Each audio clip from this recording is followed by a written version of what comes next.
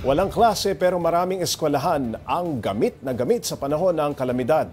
Nagsisilbi kasi itong pansamantalang tuluyan ng mga lumikas. Gaya sa isang evacuation center sa Quezon City na ilang araw nang sumisilong ang mga binaha. Para bigyan ng mukhang balita, may live report mula sa Quezon City si Mobile Journal Amy Atienza. Amy, anong update dyan? Halos 3 araw na nga simula na mag-evacuate ang mga residente ng Barangay Catalon dito sa Quezon City dahil nga yan sa pagbaha sa kanilang lugar. Marami pa rin sa kanila ang hindi makauwi dahil na nga rin sa patuloy na pagbaha sa kanilang mga tirahan. Lunes pa lang, sinigurado na agad dinolay sa ulilisan o mas kilala bilang Ate Tata na itago ang mga gamit sa kanilang bahay. Inaasahan niya na raw kasi ang matinding pagbaha sa kanilang lugar sa may G. Araneta Avenue. At nang lampas bewang ng araw ang tubig baha, dumiretso na siya rito sa Diosdado P. Macapagal Elementary School. And then, eto, kasama ko mga batang nilikas ko, siguro 4 yung dala ko papunta dito. Hindi raw madali ang kanyang sitwasyon, lalo na't umabot na sa higit 1,000 pamilya ang pinagkakasya rito sa evacuation center. Kung makikita nyo nga, yung tent nila, manipis lang. So, ganito yung flooring. Kapag malamig, talagang dama mo yung lamig nung lapag. Tapos, ayun yung mga gamit nila, yung mga extra damit, pero limited lang din. Hindi siguro kakasya for a week. Pangamba pangaraw ni Ate Tata ang pang-araw-araw na trabaho ng kanyang asawa bilang construction worker. Naghirap din po, hirap. Umuwi siya dito. Minsan sobrang lakas ng ulan. Ano siya, pupunta dito. Basang-basa na yan pagdating dito. Minsan wala nang damit na mabihisan kasi wala kaming dala.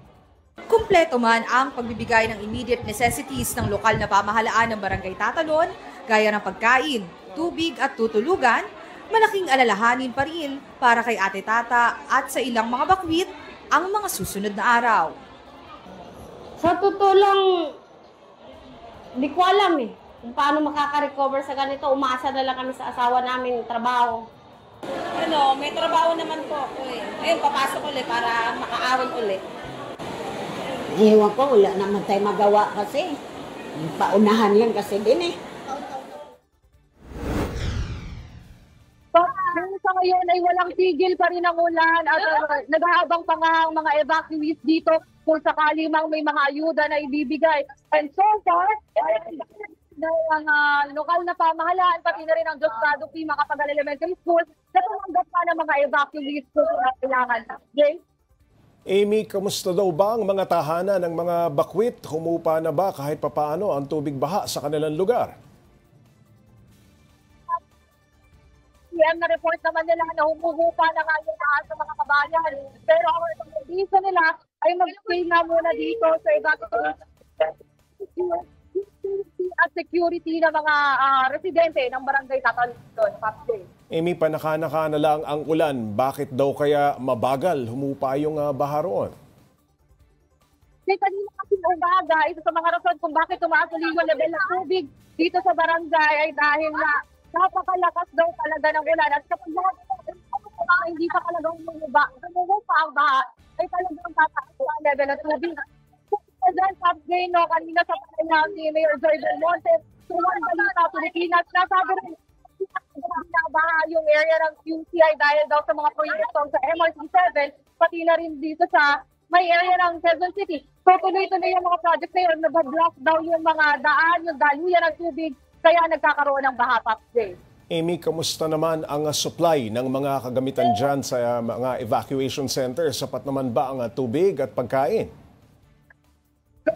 May sapat naman yung nakasama na dito. Kasi may iba't ibang conference. Dito. Si Senator Erwin Tulfo, nagbigay siya ng sako ng bigas, pati na rin ang warm food para dito sa mga evacuees at I think lahat naman talaga dito ay nakakuha. Ang nagiging kaso lang talaga, Popjay, mahaba yung pila, kaya kailangang maghintay kapag kukuha ng mga ganitong necessities, Popjay.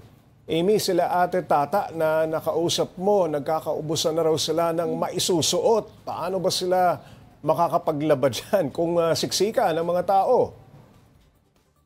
matinding kaso kasi Pops J, yung sistema nila kapag may CR na, doon lang sila nakakapaglaba, pati nakakaligo. So hintayan na lang din daw talaga yung nagiging sistema nila dito, Pops J, no?